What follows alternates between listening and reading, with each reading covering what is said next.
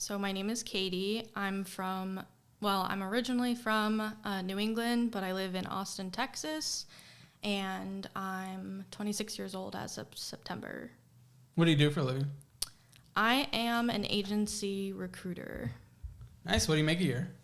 I would say I make $45K in base salary, and then with commissions, I target probably $55, $60K. Ooh, dang. I didn't know it was so lucrative over there in the recruiting world. Yeah, I mean, it can be. It depends on the agency and the structure that they kind of have going. But yeah, and also depending on how hardworking you are or skilled. How hardworking are you and skilled?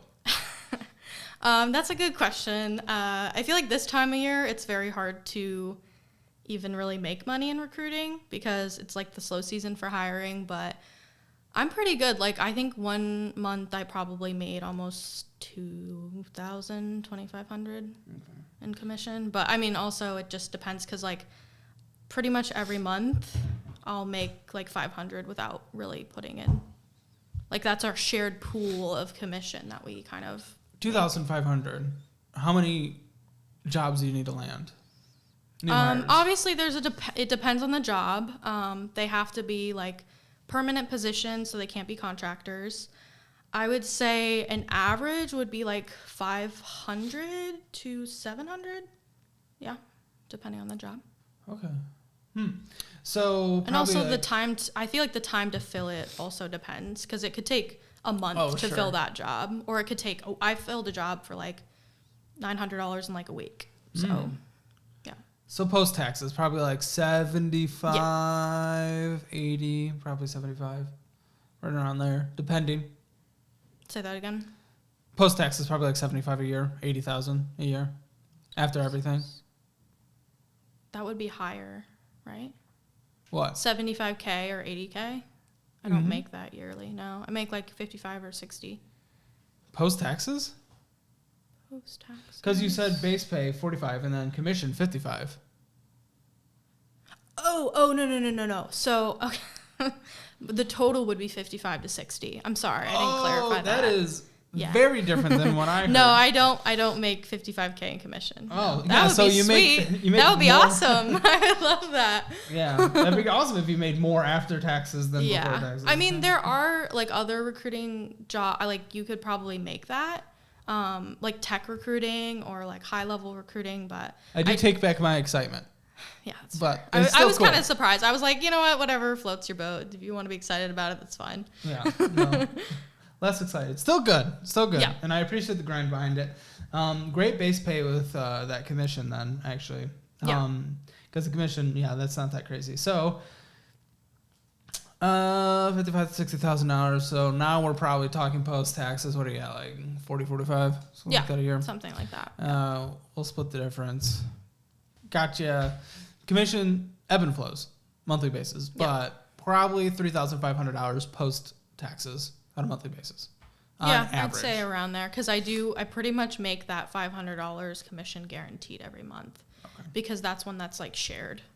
That goes on top of my pay. So let's take a look at your checking account. Really nothing crazy here other than Venmoing. Venmoing's what's going in and out a lot, but other than that, it's just kind of paying off cards and transferring money back and forth. Yeah, I think that was a month that I traveled, so I'm guessing that's why, because I usually don't Venmo that much. Oh, really? Yeah. Starting balance, $4,786. Deposits, $3,754, which is, very close to what we were mathing up. Yep. And took out $5,290, ending $3,249, which is a good ending balance. A little over $1,000 less than you started with, but good ending balance. But then we'll go into your credit cards because this is where you spend your money. Yeah, definitely. So we have the city. Lots of purchases here. $2,154, which, shocker, a lot of money for $3,541. Yeah. So, I mean, just right off the bat, you feel comfortable with that? Like, what? No, I mean, that's definitely not a normal month for me. I mean, I say that, but obviously, like I mentioned, I had traveled, and I really haven't traveled before even the pandemic started. I didn't travel much, so this was my birthday month. So I did decide to go on a couple of trips, some of them local and one of them to the Pacific Northwest. So I'm not sure which of those showed up in the statements, but that was something I kind of took a hit on for that reason. Well, lots of going out type stuff. Yeah. Coffee for $6, Crumble, Sawyer and Company, Summer Moon, a good amount of Sprouts as well in Fireball Cafe. McDonald's pops up, Maggie's Sweet Shop, Einstein, or perfect timing. The Rustic, Ellen's, McDonald's, Domino's, Tesla Life, La La Land, Ice Cream, Mosey's, The Chill Zone, Jingu, L something. I'm not. These are all in I want to say San Antonio, so I'm not even familiar with them too much. Oh, that was your local trip? Okay. Yeah, my friend lives in San Antonio, so I didn't buy a hotel or anything. I just visited her. Then a few other restaurants. Definitely a lot of going out to eat. Not a ton of grocery shopping or anything like that. But then for different shopping, there was Targets and Home Goods and Target and Marshalls and Talking Out of Two. Is that? I think that was in Dallas, actually. Yeah, okay. That part was in Dallas. That was one trip that I took that I think might be accounted on here instead of Seattle. And then Target. Lots of Target. TJ Maxx, Target, Ross. So, yeah. Then some expensive insurance payments that happen out, and then an Expedia of $219. Yep. Sounds about right. All on a credit card. $2,154, bringing in $3,541 on average. Yeah. It doesn't sound very good. I agree. And there are low months. Yep. So. Often you travel, even just small travels like the San Antonio, Dallas. Seriously. I'll do weekend trips here and there, but the only time I traveled since probably 2018 was to visit Texas once. Okay. And then I went to Seattle that one time, but it's actually something my family and I never do. So it was nice, but I don't mind staying in Austin. It feels like I can just travel locally here anyway. Amazon Chase card. $43 balance. But you pay off all these cards, it looks like? Yeah. Yeah. So $192 of purchases. It's kind of adding up. Yeah. Let me guess. These were probably Amazon purchases. They were, except for a gas and Walmart, but yes, the rest were Amazon. Kind of expensive Amazon, $53, $22. Yeah, I'm trying to remember what those even were. It's the hard part of Amazon. People just click and buy. I don't use it that much. I was thinking about getting rid of my Amazon card because I would mainly use it for something random that I could just get at the store or cat litter or something where it's I don't really even want it. Mm-hmm. I don't know. I just sometimes I'll want to order it instead of go up to the store. Gotcha. $157 purchase on Chase Freedom. Yep. Yeah, we're going out again to some foods. So lots of foods. Nick's Kitchen, Dunkin', McDonald's, Instacart, Cook Shack, something in Dallas, Starbucks, and Dallas. Lifting Around. Yep. So. Yeah, I mean, I feel like sometimes when it's a longer trip, it's I'd prefer to get groceries anyway. But it's tough with those weekend trips because it's I guess you can cook and figure out how that's going to work. But if you're kind of travel or go to museums, I feel like it's a little more tricky. You were close to $2,600. Yeah. Leaving you $900 to play with on an average month. Okay. So not great, but what is great is the Allies saving balance of $48,000. Yeah. That's great. What is this? What is the purpose of this? Because that's a lot. That's certainly more than an emergency fund. Yeah. That is so. About 3 years ago, I received an inheritance of about $70K or so. Mm-hmm. From my grandfather had passed away. So he paid for my college and he gave out an inheritance when he passed away. So we were kind of instructed as children to put towards college. He had paid for the college separately. So it would either be a vehicle purchase or a home purchase. So I'm putting that towards saving towards buying a home, which I could see happening in a couple of years. Sure. Maybe. Yeah. I mean, that's a great start. Absolutely. Yeah. Okay, cool. We can circle back to that We have a couple of Fidelity accounts. There's nothing that's like insane values here. We have kind of a few small value accounts, but we have what is a Roth individual retirement account. It looks like this might be this is a Roth IRA.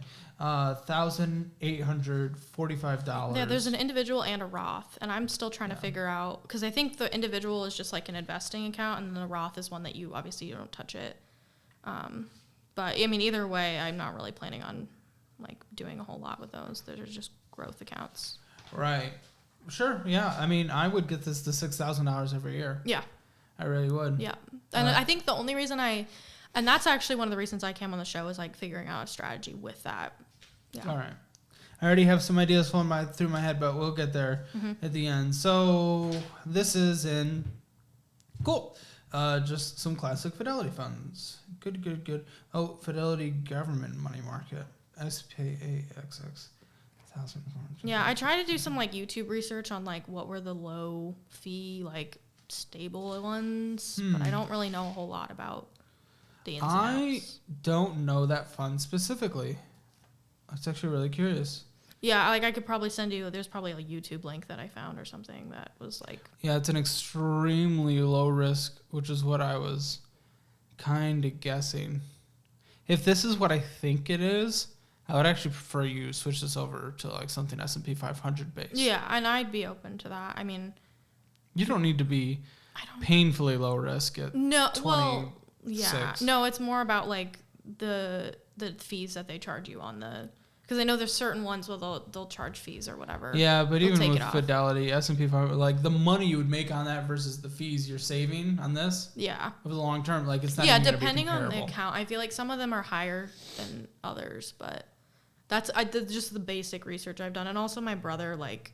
I feel average annual return over 10 years 0.47%. You're losing on this versus Ally. Yeah, that is really low. It's terrible. Yeah, that's that. Yeah, right. Because Ally is like almost 3% right now. Yeah. Yeah. No, I would change this. And that's why I've never heard of it because I've never seen anyone in it because people wouldn't get into this. Yeah. No, that's. And like I said, I'm really just dipping my toes with that. Like, yes, absolutely. Like, I really don't know what I'm doing as much as I'd like to pretend I do. Oh, for sure. And okay, so yeah, time to switch that up. Going back to Fidelity and just switching that up.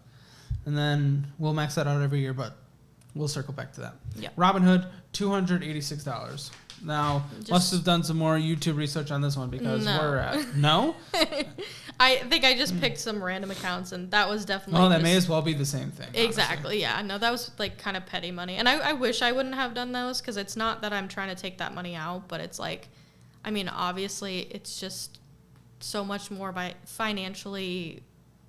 I think it just makes more sense to like, even if it's a small amount of money, to put that towards like a Roth. Like yes, like well, you certainly want to max that out at a minimum. Exactly. Yeah, that's kind of my thought. Is like if you're not maxing it out, you don't really have any money to play with, or you shouldn't really feel it like you do. It's a good way to look at it. Yeah. $286. Yeah, not crazy. 20% of it is in Lucid Group. 54% is in Sage Therapeutics. And 11.8% is in Tencent. Yeah, I look at this as just like almost like gambling money.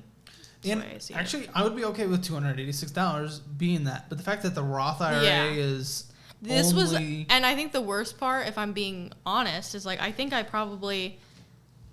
don't like Robinhood for the reason that like I probably started those accounts before I started the Roth, and like I think it's very intimidating, like the way that Roths are set up.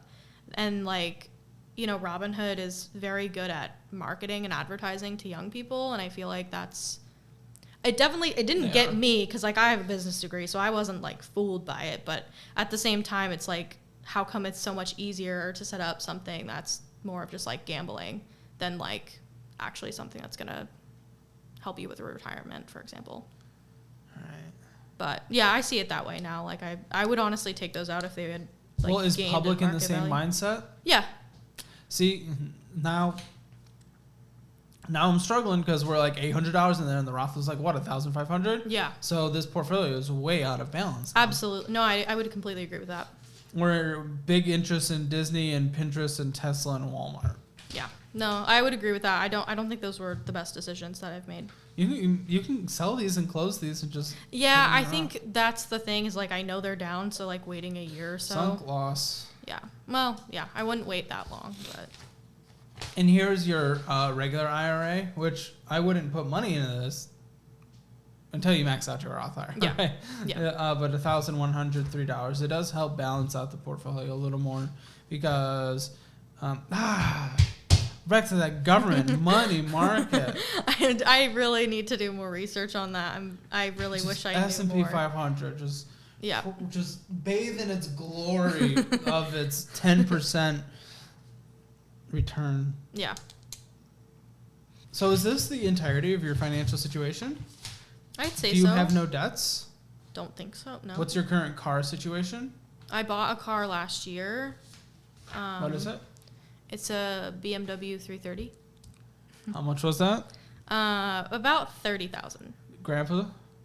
What's that? Grandpa's money? 'Cause you said $70,000. Yeah. Well, I also I know I got a little bit of unemployment when I was like fired from my jobs for COVID reasons. So that helped it, but also my dad gave me my first car. Like I was able to use the funds for it. So I probably only put $20,000 towards it, with a net of about $20,000. Still a lot of money. Yeah, I mean, obviously, I definitely didn't need to. I think the main thing with choosing to buy that car was, coming from New England. I feel like it's very intimidating moving to Texas with like a really crappy car, because like there's so much like motor vehicle deaths here. Yeah. So I was like very nervous about that. And that kind of helped me get comfortable with the idea of moving to a city. Yeah, we have lots of anti-human pro-car infrastructure here, unfortunately. Yeah, and it's scary because like I can see so much of a difference in the like weird safety features of like for example, when I turn on my blinker and if there's someone in my like blind spot, like my steering wheel will vibrate. Oh, sure. So just like weird like that where Didn't it's need a BMW for that. No, yes. no. I knew I needed I wanted a newer car and I definitely didn't need a BMW, but I luckily bought it with 8,000 miles, so it was basically like a new car. Well, my main concern around that was just seeing if you had an old car, if we had to prepare for that, but we're good on the car thing. Yep. So what I would do, not official financial advice if I were in your shoes, I would take the, what was it, like $800 in the portfolios. I would say, if I lost some money, who gives a crap, because who cares? Yeah. The little and the long stream of my life, I would sell them. I would take that, put it into the Roth. Roth is then at like $2,200. Then I would take whatever the remaining necessity would be of like, what did I just say? 2,800, so like 3,200 out of this. Mm-hmm. And I would then max out your Roth. You'll still have a couple months into the year to be able to max it out. But I would do that just because I think Grandpa would approve of that because this is looking for your retirement, and that's not really touching your house fund. Yeah, much, no, he definitely would. And I think it's not necessarily. I feel like I did not think about buying a home when I moved, and that's kind of why I was trying to cash hoard. It was because once I thought about buying a home, I was like, well, like buying a home in Texas means I need a lot of cash. Yeah. And now that Austin specifically, well, and I had a conversation with my parents, and I was like, you know, would this be something you would give me a loan for, like if I bought a house? And because basically the way I was looking at it was I was going to contribute less to my Roth and cash hoard. Would they? Would they what? Give you money? To buy a house? Like a loan, yeah. Like what? I mean, we haven't talked about it, but 50 to 100 maybe. Which would go towards your down payment? Yeah. So the bank would calculate that as a gift versus your own money. Mm-hmm. Which means... Well, if it was transferred, like if they transferred it to my account and I paid them back, that's the way I would have done it. Yeah. They'll ask. And don't lie, because that's fraud. No, I wouldn't lie about that, no. But, like, I mean, so I guess I just don't know the tax implications because I know that's kind of how they handled it through, like, a trust with college. But either way, as a gift for the down payment, as someone who is going through closing on 2, 3, 4, 5 mortgages. Oh no. That's crazy. I've done 5 mortgages. Oh my goodness. Sorry. I just got distracted by the insanity that surrounds that number within just a couple of years. But yeah. What are the problems with it being a gift, I guess? I don't know anything about because it's not money you earn. So the bank, because that's what I thought about. Like, I wasn't sure if, like, getting my father on the title, like, if something like that would help. Yeah, I don't really know. I mean, it just depends how far away from qualification you are. But I wouldn't want to get family co-signed on a mortgage. I mean, ideally, no. I think it's just like, yeah, I do trust them with that kind of a thing. So, Fannie Mae and Freddie Mac define family as the following: parent, children, and they allow. So, I'm curious. Because I also don't know, like, if it was somehow in a will or something. Or so like you don't even know how the money would be getting to you. Not really. Because I'm looking. Talked about it that much. I'm looking beyond that of just whether or not you can use it. So most conventional mortgage loans allow home buyers to use the gift. So I'm very happy with the loan provider I've used multiple times now, and they've been really stringent on that gift things. That may have just been them specifically. So I was only talking from my own experience. Yeah, that's fair. But either way. 48,000. Yeah, it's tough because it's like, obviously ideally I'd be buying an affordable home that I wouldn't need that. Will you have to give this $100,000 back? Pay this back? Or it would be like a low interest, like a very low. Like, they do that a lot. Because I also don't. That's actually. What do you mean they do that? That makes them sound like they're money laundering. No, they have done this before. Like, so they bought my sister's house in cash, and then she's been paying them back. What the heck? What do they do for a living? My dad owns a business, and they actually successful business. Yeah, it's like a small business, but he knows what he's doing. A successful small business. Yeah. He also, I think he like bought like building materials or something like that for like a cousin that lost his house in like 2008 financial crisis, and so like he wouldn't have been approved for a loan, but like, my parents fronted the cost, like wrote a contract, and he's paying them back, just like at a 2% interest rate or whatever. So that's the way I talked about it with them very briefly. And I was like, this is kind of my thought. I want to be able to contribute to my Roth, but I also don't want that to, drag my plan of buying a home out a lot longer, knowing that I want to contribute a lot to it. But yeah. Gotcha. So from combining my own personal experience to this information, it is kind of what I thought, where you can use the money towards the down payment, but the institution might not use that towards your like qualification of should I be able to? Yeah, which I would be within like the 300 max 400 to begin with, so I don't think that would be crazy. 300 to 400,000 to get a house. Yeah. So you're not buying a house in Austin. There's homes like that in Pflugerville. I saw. So you're not buying a house in Austin. Well, yeah, but I don't even live in Austin. I live in Cedar Park. Okay. Because I don't know, dating the recording of this video, but the episode that was released 2 days ago, we were going over someone who's trying to buy a home. Yeah, I watched it. Yeah, and she had like 3 options. Oh, yeah, but she didn't. I mean, it was Austin proper though. Yeah, including Pflugerville. Yeah, I've watched it. There's homes there. Yeah, I mean, the mortgage payment that you can afford. Yeah. What do you think the mortgage payment is that you can afford? I think that's another tough thing, because obviously with my current income, it's a lot tighter. But I think the career path that I'm on, hopefully I'd be able to make more like $70K in a couple of years. Okay, well right 80K. now, but obviously, yeah, right now, I mean, I don't have any debt, so I feel like I don't want to leverage myself too much, but I do currently have emergency fund. Well, what's the monthly payment you think you can afford? I think I'd be maxed out at $2,500. Are you kidding? No, I did the math wrong. I don't know why I did. Because like my current. It's because I have allergies and I'm sick right now. It's not 20. I was like, well, I can't even get an apartment for that much money. You can afford max mortgage 30% of your income, which is the max I do, of $10,062. I'm broken right now. I'm getting mixed signals right now. 1,062 is what you can afford. That's lower than my rent. Honestly, it is lower than your rent, but that's not how I know things work between the mortgage versus rent. People pay well beyond what they should. Yeah. For rent, first of all, and then they pay more in rent than what they can qualify for mortgage a lot of times because taking on the risk for the bank, blah, blah, blah. Yep.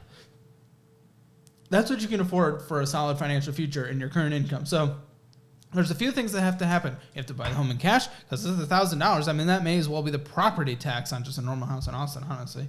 You either need a... Yeah, I don't know. I feel like the property taxes are... They're like said to be like obviously they're really high in Texas, but where I'm from, like rent, like I'm from a small town, but like rent and property taxes are actually like it's kind of what I'm used to. Like, where and are you that's the weird thing is coming from New England, like pretty much anywhere in New England, like rent has always been kind of high. I guess the last like 5 years, like there's a property across from my parents' house. It's $1,500 a month and it's not nice apartments. So when I came here, I was like, I can get an apartment for $1,450 and it's got like a pool and a gym and all this stuff. And I was like, that's reasonable. Sure. And, you know, it's weird because people, I feel like, don't know that New England is that expensive. But New England also has a good income. Austin's kind of catching up to that. But the problem is I know because, like, working in recruiting, like, there's so many people that live in rural areas and remote and hybrid jobs aren't really catching on. And for me, I struggled. I was underemployed for 2 years with a like double major bachelor's degree.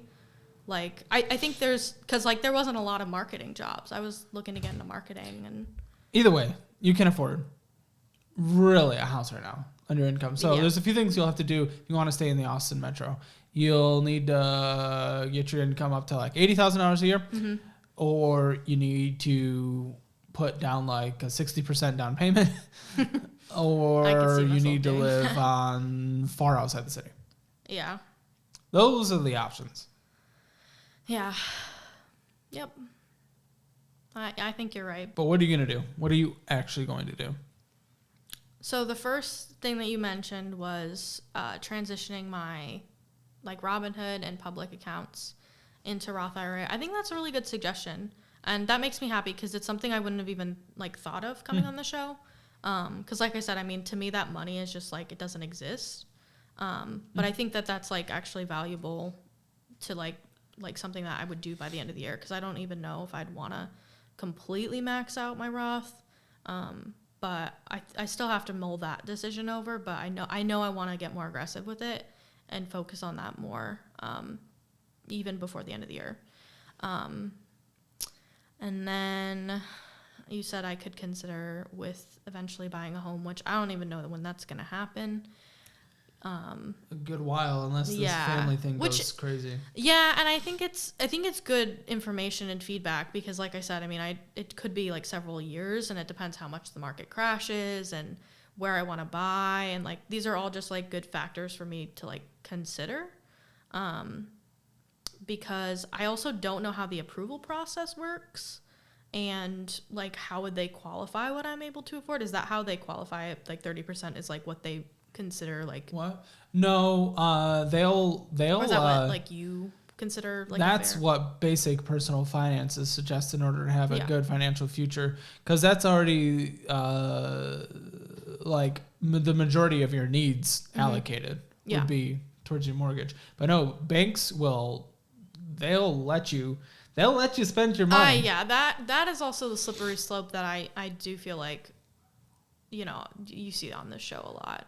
So I'm trying to figure out where I can be, where it's like maybe more aggressive than the average, but when I wanted to get my first home, I was looking in like a $250,000 price range because the monthly payment was going to be something that I could comfortably afford in order to meet my financial goals in the future. And the bank was like, okay, we've pre-qualified you up to like $600,000. I'm like, no, that's stupid. That's irresponsible. Yeah. So you just have to be smart and safe. And this is going to take a while. Yeah. I want everybody to get a home, but not everybody needs to get a home right this second. Well, you can wait a few years. Well, and I think it's, you know, about like seeing the sacrifices. Because like, for example, the person that was on the show a couple of days ago, like sometimes being flexible and like considering like manufactured homes, or like my dad bought a mobile home when he was like 20. I would not get a mobile home. Yeah, he bought it for like 30,000 and sold it for like 40. So he did pretty good. Well, he's very much in the minority, but he sounds like he does well in general. So yeah, he does. So yeah, it's good advice, and I'm definitely going to take it in my future. Non-official financial advice. Yeah. Recommendations.